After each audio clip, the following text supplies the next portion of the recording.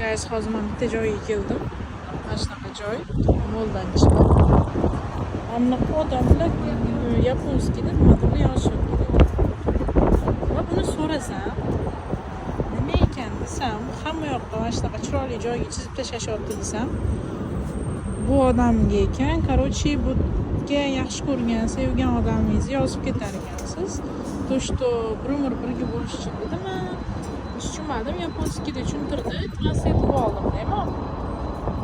Lekin shu arziydimi shuncha o't devorni anaqa qilib yozib jincha qilishga. Mana misol uchun Resai love you. Yaponskida tushunmayman, faqat angliyskisi bor joylarni tushunaman. O'zingiz yaxshi ko'rgan odamingizni yozib shunaqa ketar ekansiz. For example, love. Butga men ham yozsam ekan yaxshi ko'rgan odam. Unfortunately, menda yaxshi ko'rgan odam o'zi yo'q. Mana kimdirni qachon ko'rishganini yozib ketyapti, 2023-yilga 28-aprelda ko'rishgan ekan.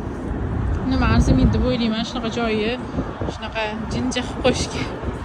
Hammasi ham odam deb ekan. Bu odam haqida informatsiya hozir beraman. Короче, bu odam sevgisi haqida kitob yozgan ekan. O'shani ochib berib, birinchi shu odamga qo'yishganligi uchun mana shunaqa jinnicha qilib tashlashgan hamma yo'ni yozib, sevgan odamni yozib o'zi. Meniki yo'q bo'lgani uchun o'yimman, buni yozib qo'yaman. Agar yozolsam hozir ruchkam yozolmaydi, bu yo'qlamasi nimadir kerak. Nima deb o'ylaysizlar, guys? Shu arziydimi shuncha rasvo qilishga shu yerda, borib.